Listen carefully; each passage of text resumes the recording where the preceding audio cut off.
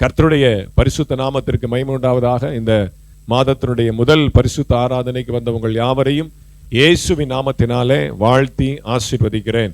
இந்த சத்தத்தை யூடியூப் மூலமாகவும் தூரத்திலும் சமீபத்திலும் கேட்கிற எல்லா ஜனங்களையும் கர்த்தர் ஆசீர்வதிப்பாராக. அல்லேலூயா. வாசிங்க இந்த மாதத்தினுடைய வாக்குத்தத்த வசனம் சங்கீதம் 68:16. பழைய ஏற்பாட்டில் 710வது பக்கம், சங்கீதம் 68:16.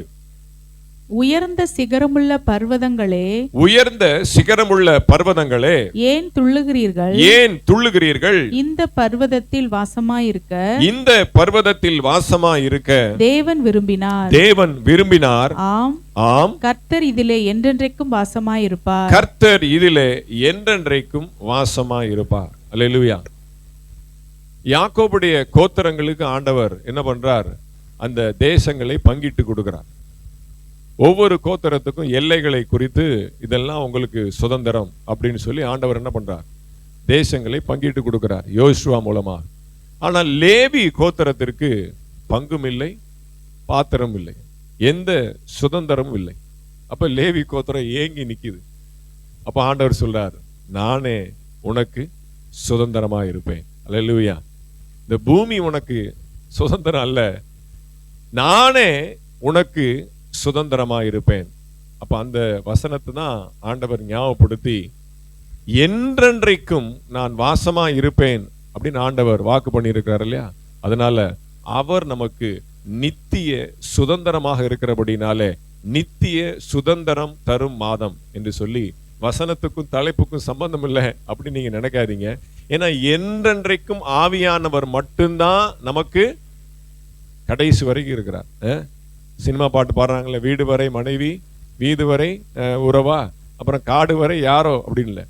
காடு தாண்டினாலும் சரி, பரலோகம் போனாலும் அவர் தான் நம்ம கூட இருக்க போறார். அல்லேலூயா. இந்த பூமியிலும் அவரோடு கூட இருக்கக்கூடிய அந்த பரலோகத்திலும் நம்மோடு கூட என்றென்றைக்கும் சதா காலங்களிலும் நித்தியமாக ஆமேன் குறிக்கப்படாத எல்லை இல்லாத ஆமேன் சதா காலங்களிலும் என்றென்றைக்கும் நமக்குள்ளே வாசமா இருக்கிறவர் ஆவியானவர் ஒருவரே.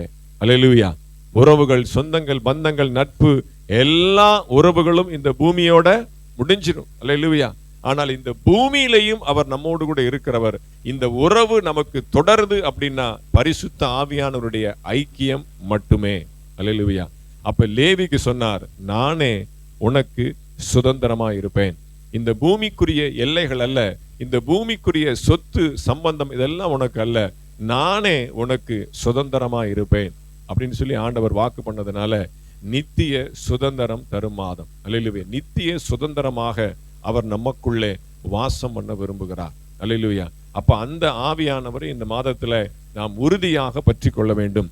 ஆமென். அடுத்த வாரத்தில் நமக்கு பெந்தைகோஸ்தே பண்டிகை ஆவியானவர் ஊற்றப்பட்ட நாளாக இருக்கிறபடினால இந்த மாதம் முழுவதும் நமக்கு ஒரு பண்டிகை நாளாக, துள்ளி குதிக்கிற ஒரு ஆர்ப்பரிப்பின் நாளாக, ஒரு ஆராதனையின் நாளாக உங்கள் இருதயம் காணப்பட வேண்டும்.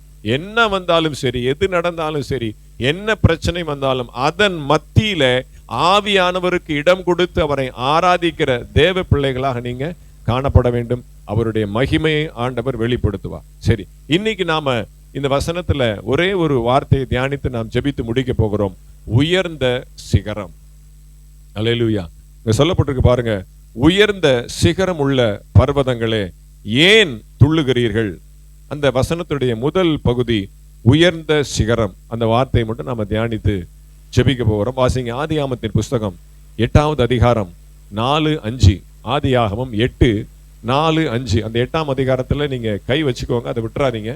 அதுல இருந்தா நம்ம நிறைய தியானிக்க போகிறோம். வாசிங்க ஆதியாகமம் 8:4-5. 7ஆம் மாதம் 17ஆம் தேதியிலே பேழை அரராத் என்னும் மலைகளின் மேல் தங்கிற்று. பேழை அரராத் என்னும் மலைகளின் மேல் தங்கிற்று. 10ஆம் மாதம் மட்டும் 10ஆம் மாதம் மட்டும் ஜலம் வடிந்து கொண்டே வந்தது. ஜலம் வடிந்து கொண்டே வந்தது. 10ஆம் மாதம் முதல் தேதியிலே 10ஆம் மாதம் முதல் தேதியிலே மலை சிகரங்கள் காணப்பட்டன. மலை சிகரங்கள் காணப்பட்டன. இது 6வது மாதம், 10வது மாசம் இல்ல, ஆனா இது முதல் நாள். அல்லேலூயா. இந்த மாதத்தினுடைய முதல் நாள்ல மலை சிகரங்கள் காணப்படும். அல்லேலூயா. நீங்க ஏங்கி கொண்டிருந்த ஆசீர்வாதத்தினுடைய அந்த உச்சியை ஆண்டவர் காண்பிக்க போகிறார். அல்லேலூயா, ஆமென். பல நாட்களாக ஆமென் பதுங்கி கிடந்த ஆசீர்வாதங்களை ஆண்டவர் இந்த முதல் நாளிலே ஒரு கையளவு மேகத்தை எலியாவுக்கு காண்பித்தது போல மலை சிகரங்களுடைய உச்சிகளை ஆண்டவர் இன்றைக்கு காண்பிக்க போகிறார். எத்தனை பேர் விசுவாசிக்கிறீங்க? அல்லேலூயா. நான் தியானிக்கல, அப்படியே இந்த வார்த்தை வருகிறேன். நான் டைரியில கூட அப்படி எழுதி வைக்கல. அல்லேலூயா. என்னுடைய நான் தியானித்திராத வார்த்தைகளை ஆண்டவர் கொடுக்கிறார். கர்த்தருக்கு ஸ்தோத்திரம். அல்லேலூயா. இந்த முதல் தேதியில மலை சிகரங்கள் வெளிப்பட போகிறது. கர்த்தருக்கு ஸ்தோத்திரம். எத்தனை நாட்களாக அந்த பேழையில நோவாவும் அவனோடு கூட இருந்த அந்த குடும்பத்தாரும் எல்லா மிருக ஜீவன்களும் அடைபட்டு இருந்தன. அப்ப பாருங்க, எல்லாம் மழையெல்லாம் நின்றுச்சு, ஊற்று கண்கள் எல்லாம் ஸ்டாப் ஆயிருச்சு, மலை ஸ்டாப் ஆயிருச்சு. அந்த பேழை மிதந்து மிதந்து மிதந்து அரராத் மலை என்னும் அந்த உயர்ந்த சிகரத்துல போய் தட்டி, அப்படி அந்த இடத்துல என்ன ஆயிருது, அதனுடைய journey, there is a long journey, ஒரு நீண்ட பயணம் எங்க ஸ்டாப் ஆகுது அப்படின்னா அரராத் மலை என்கிற அந்த சிகரத்தின் மேலே உச்சியில அது போய் நிக்குது. அல்லேலூயா. இன்னும் அது இருக்குன்னு சொல்றாங்க. அந்த மலையெல்லாம் கண்டுபிடிச்சிருக்கிறாங்க. அந்த பேலை அந்த இடத்துல இருக்கிறதெல்லாம் இன்னும் கண்டுபிடிச்சிருக்கிறாங்க. அல்லேலூயா. அப்ப நல்லா கவனிங்க, எல்லாமே மூடிடுச்சு, கண் பார்க்கிறதுக்கு எதுவுமே இல்லை. மலை பாருங்க எவ்வளவு உயரம் இருக்கும். அல்லேலூயா. அந்த மலை சிகரத்தினுடைய உச்சியையும் தாண்டி பல அடிகளுக்கு மேல தண்ணி போயிடுச்சு. அல்லேலூயா.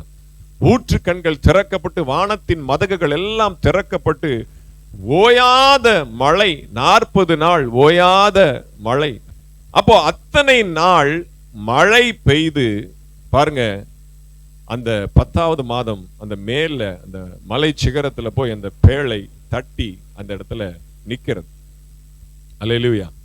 இந்த காரியத்தை நாம ஆவிக்குரிய முறைப்படி நம்முடைய வாழ்க்கையை நாம் என்ன பண்ண போறோம், ஒப்பிட்டு நாம தியானிக்க போறோம். கர்த்தருக்கு ஸ்தோத்திரம். வாசிங்க 1 கொரிந்தியர் புஸ்தகம் 10வது அதிகாரம் 4வது வசனம். அந்த 8ஆம் அதிகாரத்துல கை வச்சுக்கோங்க. ஆதியாகமம் 8ஆம் அதிகாரத்துல ஒரு விரல் வச்சுக்கோங்க.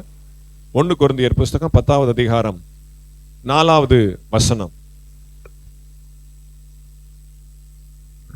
எல்லாரும் ஒரே ஞானபானத்தை குடித்தார்கள். எப்படியெனில் அவர்களோட கூட சென்ற ஞான கன்மலையின் தண்ணீரை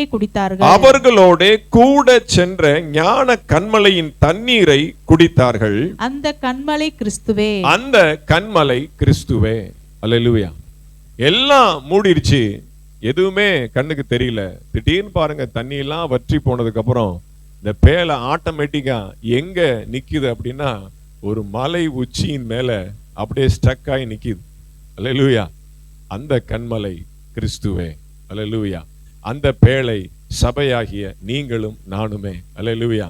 அவருடைய கைகளிலும் கால்களிலும் விலாவிலும் குத்தப்பட்ட அந்த ஊற்று கண்களிலிருந்து வெளியில வந்த அந்த இரத்தத்தினாலே ரட்சிப்பின் ஊற்று பூமி எங்கும் உலகம் எங்கும் சுற்றி திரிந்து அநேகரை தன்னுடைய அன்பின் ராஜ்யத்திற்குள்ளாக கொண்டு வந்து சபையாகிய பேழைக்குள்ளே கொண்டு வந்து நிறுத்தி அவரை துதிக்கவும் அவரை ஆராதிக்கவும் அவரை உயர்த்தவும் கன்மலையாகிய அந்த கிறிஸ்துவின் மேலே தம்முடைய சபையாகிய அந்த ஸ்தலத்தை அவர் அமர பண்ணி இருக்கிறார். அல்லேலூயா.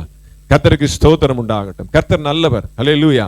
அப்ப பாருங்க, ஊற்று கண்கள் எல்லாம் திறந்து ஒரு பெரிய ஒரு டிரான்ஸ்ஃபர்மேஷன், டோட்டலா எல்லா ஆதாம் சந்ததியிலிருந்து வந்த எல்லா ஜனங்களையும் நோவா குடும்பத்தை தவிர 8 எத்தனை பேரு, 3 6 6 8 பேரா? அல்லேலூயா. 8 பேரை தவிர மற்ற எல்லாரையும் சங்கரித்து ஒரு புதிய சந்ததியை அந்த பேழைக்குள் இருந்து மிருக ஜீவன்கள் முதற்கொண்டு மனுஷ ஜீவன்கள் முதற்கொண்டு ஒரு புதிய சாம்ராஜ்யத்தை, ஒரு புதிய அத்தியாயத்தை ஆண்டவர் அந்த பேழையிலே துவக்குகிறார். அதே போல கன்மலையாம் கிறிஸ்துவில் இருந்து புறப்பட்டு வந்த அந்த இரத்தம், அல்லேலூயா, ஆதாம் முதற்கொண்டு கிறிஸ்து மரித்த வரைக்கும் எல்லா ஜனங்களும் பாவத்திற்கு உட்பட்டு இருந்தார்கள். அந்த ஜனங்களை தம்முடைய சுய இரத்தத்தினாலே கழுவி சுத்திகரித்து தம்முடைய சரீரமாகிய சபைக்குள்ளே, அல்லேலூயா, பாளையத்திற்கு புறம்பாய் இருந்த அவர்களை தேவனுடைய ராஜ்யத்தை விட்டு, தேவனுடைய அன்பை விட்டு, தேவனுடைய சன்னிதானத்தை விட்டு விலகி போயிருந்த அவர்களை தன்னுடைய சரீரமாகிய சபைக்குள்ளே தம்மோடு கூட இருக்கவும், அல்லேலூயா, தம்முடைய சுய ரத்தத்தினாலே மீண்டுமாக அந்த ஐக்கியத்திற்குள்ளே, அந்த அன்பின் பந்தத்திற்குள்ளே தேவனோடு கூட இணைக்கும்படியாக அந்த கன்மலையாம் கிறிஸ்து தன்னுடைய சரீரமாகிய அந்த சிகரத்தில் தலையாகிய கிறிஸ்துவிலே சபையை வைத்து அவர் அழகு பார்த்து கொண்டிருக்கிறார். அல்லேலூயா. அந்த கன்மலை, அந்த மலை சிகரத்தினுடைய உச்சி கன்மலையாம் கிறிஸ்துவே, அந்த பேழை சபையாகிய நீங்களும் நானும். அல்லேலூயா. நம்ம வெளியில புறப்பட்டு போகணும். அல்லேலூயா. உள்ள பூட்டி அடைச்சிக்கிட்டே இருக்க கூடாது. நோவா உள்ள வைக்கிறது தேவ சித்தம் இல்லை, அவன் வெளியில போய் பழுகி பெருகணும். பாருங்க அந்த சபை இன்னைக்கு எப்படி பழுகி பெருகி இருக்கு பாத்தீங்களா? அல்லேலூயா. எங்க வைக்கலாம் பெந்தேகோஸ்தே பண்டிகை, எங்க வைக்கலாம், கூட்டம் நிறைய வருவாங்களே அப்படின்னு சொல்லி எல்லாரும் திகைக்கும் பொழுது மோகன் பாஸ்டர் போய் கேட்டுக்கிறாங்க. அவர் எதுவும் மறுப்பு சொல்லாம உடனே NLCCல வைங்க. அல்லேலூயா. எத்தனை கூட்டம் வந்தாலும் நான் பாத்துக்கிறேன். அல்லேலூயா. எவ்வளவு செலவு வந்தாலும் என்னுடைய செலவு, அந்த ஸ்தலத்திலே ஏறெடுக்கப்படக்கூடிய எல்லா செலவுகளும் என்னுடைய செலவு என்று சொல்லி அவர் முழு பொறுப்பையும் அவர் எடுத்திருக்கிறார். அல்லேலூயா. கிறிஸ்து அகில உலகத்தினுடைய ஆமென் பாவத்தினாலே வந்தக்கூடிய எல்லா விளைவுகளையும் சங்கரித்து தம்முடைய இரத்தத்தினாலே சுத்திகரித்து அகில ஜனங்களையும் தம்முடைய அன்பிற்குள்ளாக தன்னுடைய பேழைக்குள்ளே கொண்டு வந்து நிறுத்தி அவர் மகிமையாக நடத்தி கொண்டிருக்கிறார். உயர்ந்த சிகரம். நீங்க சாதாரண இடத்துல இல்லைங்க. அல்லேலூயா. எல்லாரும் உங்களை அண்ணாந்து பார்க்கிற இடத்துல தான் ஆண்டவர் வச்சிருக்கிறார். நீங்கள் தலையாகிய கிறிஸ்துவுக்குள்ளே இருக்கிறீங்க. கிறிஸ்து சபைக்கு தலையா இருக்கிறார். நாம் அந்த சபைக்கு சரீரமா இருக்கிறோம். அல்லேலூயா. அவருடைய தலையோடு, அவருடைய சரீரத்தோடு, அவருடைய அந்த ஐக்கியத்துல நாம் இருக்கிறோம். இதோ திருவிருந்து பாத்திரம் இருக்கிறது. இது எதற்கு அடையாளமா இருக்கிறது? அவருடைய மாம்சத்தோடு நான் இணைந்திருக்கிறேன், அவருடைய இரத்தத்தோடு நான் ஐக்கியப்பட்டிருக்கிறேன். அவருடைய சரீரமாகிய அந்த சபைக்குள்ளே, அவருடைய சரீரத்திற்குள்ளே ஒன்றோடு ஒன்றாக நான் இரண்டர கலந்திருக்கிறேன் அப்படிங்கிற அந்த சத்தியத்தை நாம நிதானிக்கிறதா இந்த திருவிருந்து ஆராதனை. அல்லேலூயா. அப்போ ஆண்டவர் அந்த கன்மலையிலிருந்து அவருடைய சரீரத்திலிருந்து புறப்பட்டு வந்த இரத்தத்தினாலே ரட்சித்து ஒரு சபையை உருவாக்கி உங்களையும் என்னையும் அவருடைய சிகரத்தின் மேல் வைத்து அழகு பார்த்து மகிமைப்படுத்தி பிரசித்தப்படுத்தி நீங்க தான் உயர்ந்திருக்கணும், சபை தான் உயர்ந்திருக்கணும். உலகத்துல எதுவும் மேன்மை கிடையாது, எதுவும் பெருசு கிடையாது, எதுவும் பிரம்மாண்டம் கிடையாது. அவருடைய விலையேறப்பட்ட இரத்தத்தினாலே சம்பாதித்த சபை மட்டும்தான் உயர்வானது, மேன்மையானது, பிரம்மாண்டமானது. அல்லேலூயா. ஒருவேளை மரத்தடியில ஆராதிக்கலாம், ஒருவேளை குடிசையில ஆராதிக்கலாம், ஒருவேளை ஓட்டு செட்டில நாம ஆராதிக்கலாம். அந்த அந்த அமைப்பு சாதாரணமாக இருந்தாலும் அதனுடைய பிரம்மாண்டம், அதனுடைய மகிமை, அதனுடைய அந்த ஆச்சரியமான ஆசீர்வாதம் இந்த உலகத்தை அசைக்க வைக்கும். அல்லேலூயா. எத்தனையோ மிஷனரிகள் ரொம்ப ஏழைகளா இருந்திருப்பாங்க. ஒரு குடிசை வீட்டுல உட்கார்ந்து ஜெபம் பண்ணி ஆராதிச்சு பாத்தீங்கன்னா ஒரு பெரிய தேசத்தையே எழுப்புதலுக்குள்ளாக கொண்டு வந்த சரித்திரங்கள் இருக்கிறது. அல்லேலூயா. எலிசபெத் மகாராணியவே அசைச்ச ஒரு சிறு பிள்ளையினுடைய ஜெபம் ஒரு குடிசையில தான் நடந்தது. அல்லேலூயா. நாம் இருக்கிற இடம் சாதாரணமாக இடமாக இருந்தாலும், ஒரு அற்பமான இடத்துல இருந்தாலும், நாம் கிறிஸ்துவின் சபையாக இருக்கிறபடினாலே, அவருடைய இரத்தத்திற்கு நாம் ஐக்கியப்பட்டவர்களா இருக்கிறபடினாலே நாம் சாதாரணமானவர்கள் அல்ல. எல்லாரும் நம்மை அண்ணாந்து பார்க்கிற ஒரு மகிமையின் ஸ்தானத்துல ஆண்டவர் மலை உச்சியிலே சிகரத்திலே நம்மை வைத்திருக்கிறார். அல்லேலூயா. கர்த்தருக்கு ஸ்தோத்திரம் உண்டார். வாசிங்க யோவான் சுவிசேஷம் 3வது அதிகாரம் 14-15 வாசிங்க. யோவான் சுவிசேஷம் 3வது அதிகாரம் 14-15. சர்ப்பமானது மோசேயினால் வனாந்தரத்திலே உயர்த்தப்பட்டது போல மனுஷகுமாரனும் தன்னை விசுவாசிக்கிறவன் எவனோ அவன் கெட்டு போகாமல் நித்திய ஜீவனை அடையும்படிக்கு உயர்த்தப்பட வேண்டும். சபை உயர்த்தப்பட்டதற்கு காரணம் என்ன அப்படின்னா, கல்வாரி சிலுவையிலே கிறிஸ்து இயேசு உயர்த்தப்பட்டார். அல்லேலூயா. வனாந்தரத்திலே சர்ப்பமானது மோசேயினால் உயர்த்தப்பட்டது போல, அல்லேலூயா, உங்களுக்காக எனக்காக சிலுவையிலே அடிக்கப்படும்படியாக, இரத்தம் சிந்தும்படியாக, ஜீவனை கொடுக்கும்படியாக அவர் உயர்த்தப்பட்டார். அல்லேலூயா. அது ஒரு தோல்வியின் சம்பவம் அல்ல, அது ஒரு அற்பமான சம்பவம் அல்ல, உலகத்தையே குலுக்கிய ஒரு சம்பவம். அவர் சிலுவையிலே உயர்த்தப்பட்டது, அவர் சிலுவையிலே அண்ணாந்து பார்க்க வைத்தது. அல்லேலூயா. அது தோல்விக்காக அல்ல.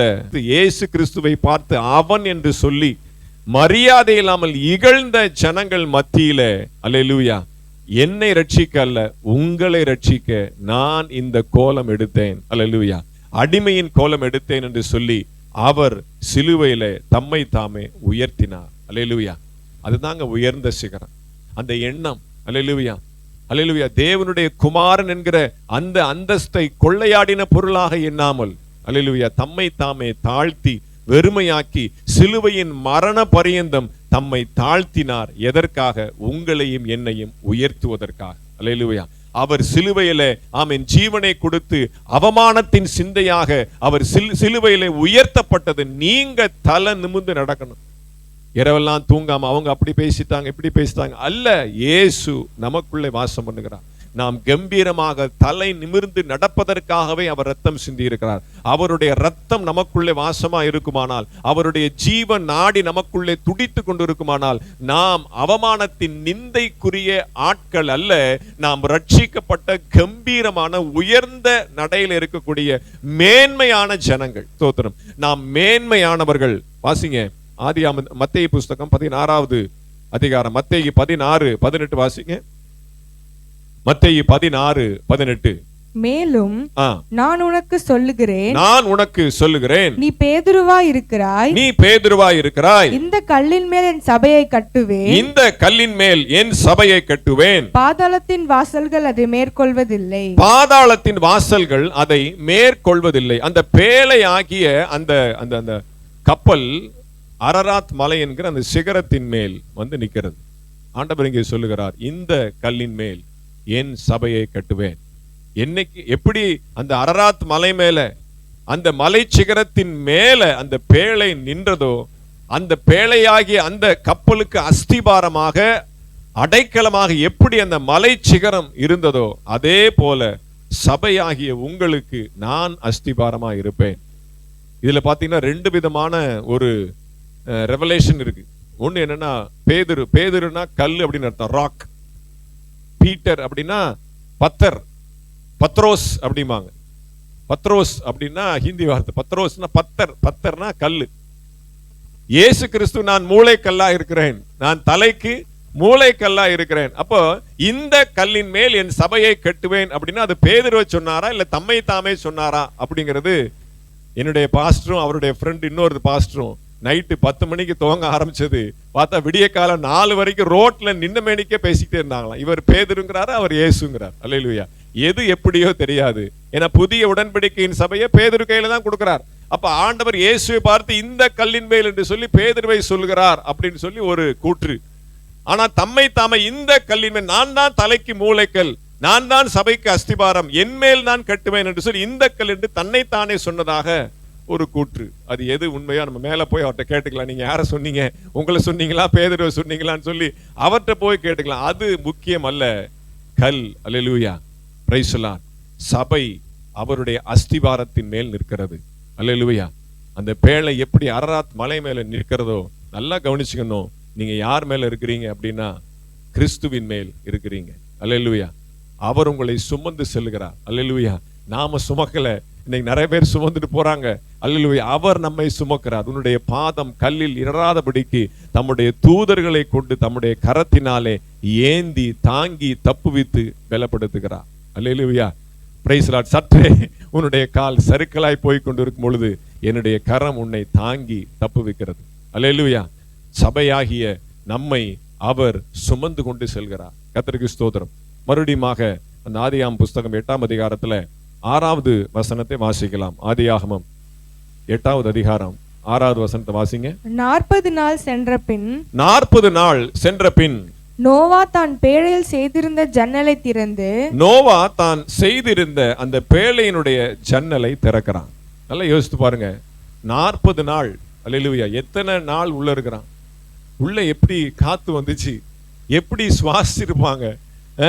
ஃபுல்லா போட்டு டோட்டலா லாக் பண்ணிட்டார். சாவி அவர் எடுத்துட்டு போயிட்டார். அல்லேலூயா. கதவை மூடி சாத்தினார் இருக்கு. அவர் தான் வெளில இருந்து பூட்டுறார். அல்லேலூயா.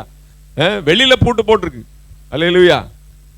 பாருங்க. 40 நாள் சென்ற பிறகு தண்ணியெல்லாம் கொஞ்சம் வடிஞ்சது பிறகு மலை மேல் தட்டி நிக்குது அப்படின்ற ஒரு எண்ணம் வந்ததுக்கு அப்புறம் பாருங்க, நோவா ஜன்னலை திறக்கிறான்.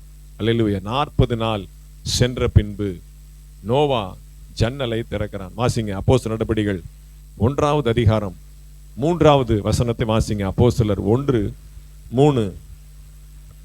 அவர் பாடுபட்ட பின்பு 40 நாள் அளவும் அப்போஸ்தலருக்கு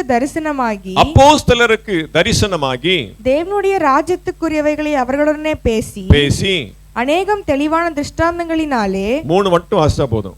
வாசிட்டீங்களா? 3 வாசிங்க. அநேகம் தெளிவான திருஷ்டாந்தங்களினாலே அவர்களுக்கு தம்மை உயிரோடு இருக்கிறவர்களாக காண்பித்தார். நல்லா கவனிங்க. 40 நாள் அளவும் அவர் சிலுவையிலே மரித்து 40 நாள் அளவும் சீஷர்களுக்கும் அநேகருக்கும் காட்சி கொடுக்கிறார். 40வது நாள் அவர் உயர எடுத்துக் கொள்ளப்படுகிறார். 9வது வசனம் வாசிங்க. இவைகளை அவர் சொன்ன பின்பு அவர்கள் பார்த்து கொண்டிருக்கையில் உயர எடுத்துக்கொள்ளப்பட்டார். அவர்கள் கண்களுக்கு மறைவாக ஒரு மேகம் அவரை அவர் கண்களுக்கு மறைவாக ஒரு மேகம் அவரை எடுத்துக்கொண்டு போய்விட்டார்.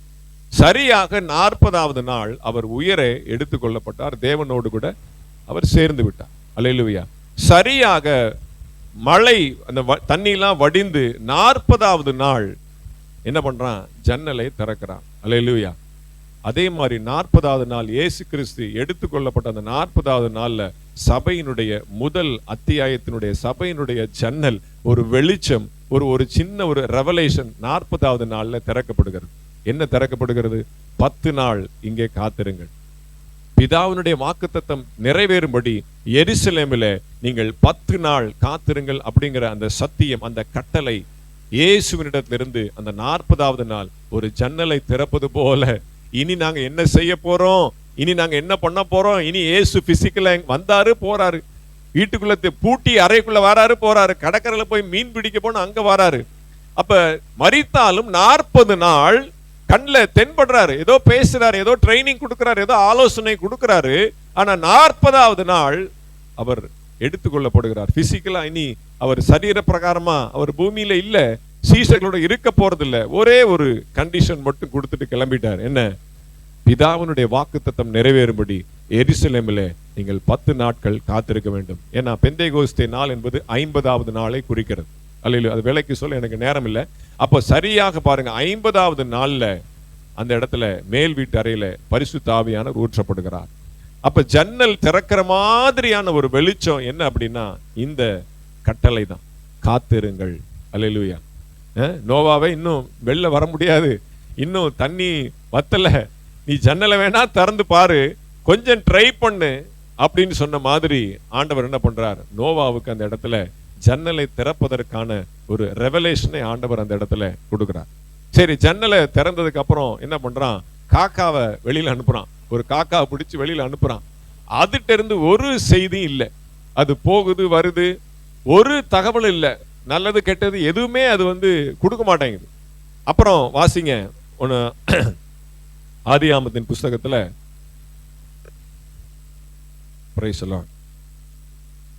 10வது வசனத்தை வாசிங்க. பின்னும் 7 நாள் பொறுத்து மறுபடியும் புறாவை பேழையிலிருந்து வெளியே விட்டான். அப்ப புறாவை முதல் முறை அனுப்புகிறான். அந்த புறா கால் வைக்க இடம் இல்லாதபடினால மீண்டும் அது பேழைக்குள்ளே வந்து விடுகிறது. மறுபடியும் ஒரு 7 நாள் கழித்து அதே புறாவை வெளியில அனுப்புகிறான். நடந்த சம்பவம் என்ன? 11ஆம் வசனம் வாசிங்க. 8:11. அந்த புறா சாயங்காலத்தில் அவனிடத்தில் வந்து சேர்ந்தது.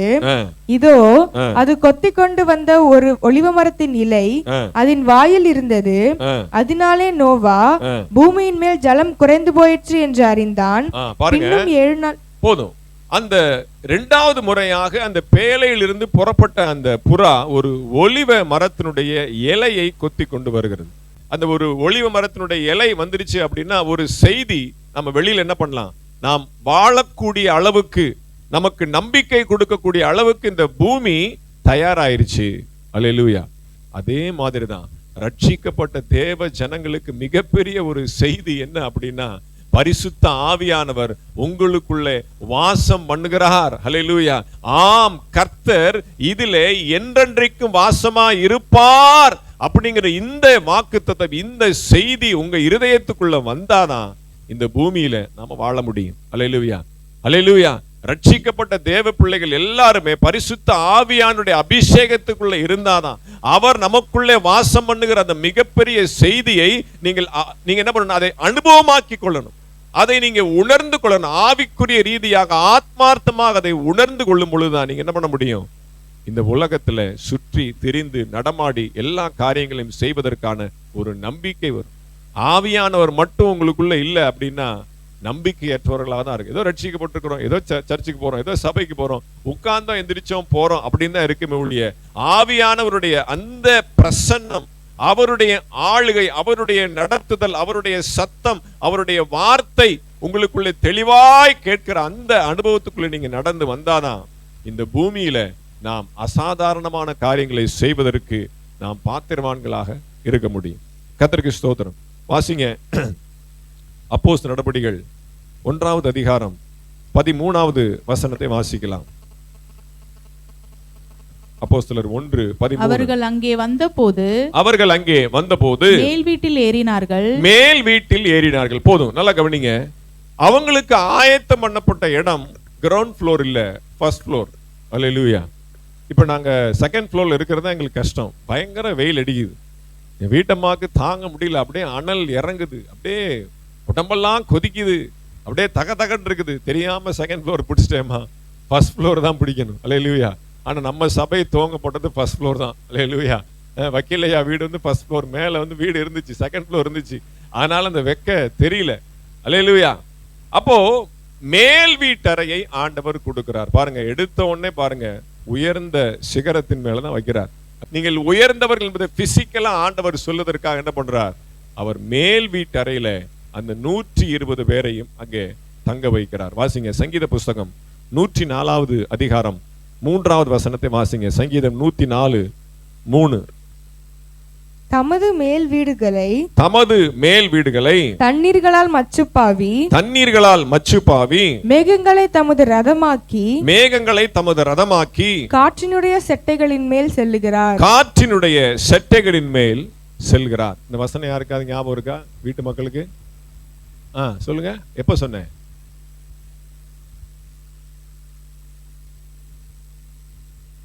என் வீட்டாருக்கு மட்டும்தான் தெரியும். சபை துவங்கி முதல் ஞாயிற்றுக்கிழமை பண்ண பிரசங்கம் இதுதான். அல்லேலூயா. ஏப்ரல் 14, 2021 சபை துவக்கப்பட்டது. துவங்கும் போது எல்லாரும் இருந்தாங்க, ஒரு 100-150 பேர் வந்தாங்க. வந்து துவக்கி வச்சுட்டு பாஸ்டரும் கிளம்பிட்டாரு. முதல் ஞாயிற்றுக்கிழமை யாருமே இல்லை. அல்லேலூயா. நானும் என் மனைவி 2 பிள்ளைகள் மட்டும்தான். அது ஒரு ஏதோ புதன்கிழமை நினைக்கிறேன், எல்லாம் முடிச்சுட்டு கிளம்பிட்டாங்க. ஞாயிற்றுக்கிழமை முதல் பிரசங்கம். அன்னைக்குதான் முதல்ல ஒரு சபை மேய்ப்பனாக போதகராக முதல் பிரசங்கம் நான் பண்றேன். அப்ப அந்த மேல் வீட்டறை அப்படின்னு நாங்க மேல் வீட்டுல தான் இருக்கிறோம். அல்லேலூயா. அந்த மேல் வீட்டறை அப்படிங்கிற அந்த வார்த்தை ஆண்டவர் கொடுத்தார். அல்லேலூயா. மச்சுக்களால் என்ன சொல்லப்பட்டிருக்கு பாருங்க, தண்ணீர்களால் மச்சு பாவி. கர்த்தருக்கு ஸ்தோத்திரம். அது சென்ட்ரிங் என்னது, அந்த மேல் வீட்டறைக்கு சென்ட்ரிங் என்னது, தண்ணீர்களால் மச்சு பாவி. மேல் வீட்டறையில 120 பேர் போய் இறங்குறாங்க. 10 நாட்கள் உபவாசித்து புசியாமலும் குடியாமலும் அவங்க காத்திருந்து ஜெபிக்கிறாங்க. அங்க ஊற்றப்படுகிற அந்த மச்சு பாவி என்னது, பரிசுத்த ஆவியானவர். அல்லேலூயா. நான் உங்களை ஜீவ தண்ணீர் உள்ள ஆவியினாலே நான் நிரப்புவேன். உங்கள் இருதயத்தை ஜீவ தண்ணீரினாலே நான் நிரப்புவேன். 10 நாட்கள் காத்திருந்த பொழுது 50வது நாள் அந்த பெந்தேகோஸ்தே நாளில ஆவியானவர் மழையை போல அந்த மேல் வீட்டு அறையில ஒரு இடி முழக்க சத்தத்தின் போல. வாசிங்க அப்போஸ்தலர் 2வது அதிகாரம் 1-3 வரைக்கும் வாசிங்க. அப்போஸ்தலர் 2வது அதிகாரத்துல வாசிங்கன்னா உங்களுக்கு தெரியும். பெந்தேகோஸ்தே என்னும் நாள் வந்தபோது அவர்கள் எல்லாரும் ஒருமனப்பட்டு ஓரிடத்திலே வந்திருந்தார்கள். அப்பொழுது பலத்த காற்று அடிக்கிற முழக்கம் போல வானத்திலிருந்து சடுதியாய் ஒரு முழக்கம் உண்டாகி அவர்கள் உட்கார்ந்திருந்த வீடு முழுவதையும் நிரப்பிற்று. அல்லாமலும் அக்கினிமயமான நாவுகள் போல பிரிந்திருக்கும் நாவுகள் அவர்களுக்கு காணப்பட்டு அவர்கள் ஒவ்வொருவர் மேலும் வந்து அமர்ந்தது. அவர்கள் எல்லாரும் பரிசுத்த ஆவியினால் நிரப்பப்பட்டு. போதும், கவனிங்க. பலத்த காற்று அடிக்கிற முழக்கம் போல இங்க சொல்லி இருக்கு பாருங்க. சங்கீதம் 104:3 தமது மேல் வீடுகளை தண்ணீர்களால் மச்சுப்பாவி, மேகங்களை தமது ரதமாக்கி. ரதம் எப்படி வரும்? சும்மா சாதாரணமா வருமா? ரதங்களை, மேகங்களை தமது ரதமாக்கி. ரதம் வருது அப்படின்னா சும்மா கட கட கட கட கட கட கட அப்படியே சும்மா பெரிய ஒரு இடி முழக்கம் உண்டாகிற காற்றை போல. இடி முழக்கம் இல்ல, மழை வர்றதில்ல, இல்ல மழையும் இல்ல, ஒண்ணுமே இல்ல, சாதாரணமான ஒரு வெதர் தான். ஆனா அந்த நேரத்தில் 50வது நாள் மேல் வீட்டறையில இடி முழக்கம் உண்டாகிறது போல, காற்று அடிக்கிறது போல, ரதங்கள் ஒரு 1000 ரதங்கள் புறப்பட்டு வந்தா, அவ்வளவு ஸ்பீடா வந்தா என்ன சவுண்ட் இருக்குமோ அப்படிப்பட்ட இடி முழக்கம் போல ஒரு சத்தம் அந்த மேல் வீட்டறையில அவர்களை நிரப்பிற்று. அல்லேலூயா. அதான் உயர்ந்த சிகரம். ரட்சிக்கப்பட்ட தேவ பிள்ளைக்கு ஒரு உயர்ந்த சிகரத்தில் இருக்கக்கூடிய அனுபவம் என்ன அப்படின்னா, ஆவியில நிரம்பி இருக்கிற அனுபவம். அல்லேலூயா. எப்படி மேல் வீட்டறையில முதல் இதுவரைக்கும் அவங்களுக்கு அந்த அனுபவம் கிடையாது. இதை பேசுவாங்க, சாப்பிடுவாங்க, எந்திரிச்சு போவாங்க. ஆனால் ஆவியிலே நிரம்பி, அக்கினியிலே நிரம்பி, அந்நிய பாஷைகளை பேசி துள்ளி குதிக்கிற அந்த ஆவியின் அனுக்கிரகம், அந்த முதல் ஸ்லாக்கியம், அந்த அனுபவம் முதல் முறை அவங்க பார்க்கறாங்க. சுத்தி இருக்கிறவங்களாம் பிரமிப்பை பார்க்கறாங்க. ரட்சிக்கப்பட்ட தேவ பிள்ளைக்கு இருக்கக்கூடிய மிகப்பெரிய உன்னதமான அனுபவம். உயர்ந்த சிகரத்தின் மேல் உங்களை போய் நிப்பாட்டி வச்சா எப்படி இருக்கும்? நடுங்கிரும்ல, கீழே குனிஞ்சு பார்த்தா. அல்லேலூயா. உயர்ந்த சிகரத்தின் மேல் உங்களை நிறுத்தினா எப்படிப்பட்ட ஒரு சந்தோஷம், மகிழ்ச்சி, ஒரு மிகப்பெரிய ஒரு சந்தோஷம் உங்களுக்கு இருக்குமோ, அது எதற்கு ஈடு என்று சொன்னால், ஆவியானுடைய அபிஷேகத்துல நிரம்பி இருந்தீங்க அப்படின்னா அப்படியே மேல பறக்கிற ஒரு அனுபவம். இந்த மாசத்துல அதை நான் பெறப்போகிறேன் என்று சொல்லி விசுவாசம் பண்ணுங்க. அல்லேலூயா. கரங்களை உயர்த்தி, ஆண்டவரே என்னை உன்னத அனுபவத்திற்கு நேராய் கொண்டு போங்கப்பா. சொல்லுங்க, என்னை உன்னத அனுபவத்திற்கு நேராக மலை சிகரத்தின் உச்சியிலே ஆண்டவரே நீர் எங்களை கொண்டு போவீராக. ஸ்தோத்திரம். கடைசியாக ஒரு வசனத்தை நான் வாசித்து ஜெபித்து முடிக்க போகிறோம். வாசிங்க. யோவான் சுவிசேஷம் 12வது அதிகாரம் 32வது வசனம். யோவான் 12:32. நான் பூமியிலிருந்து உயர்த்தப்பட்டிருக்கும்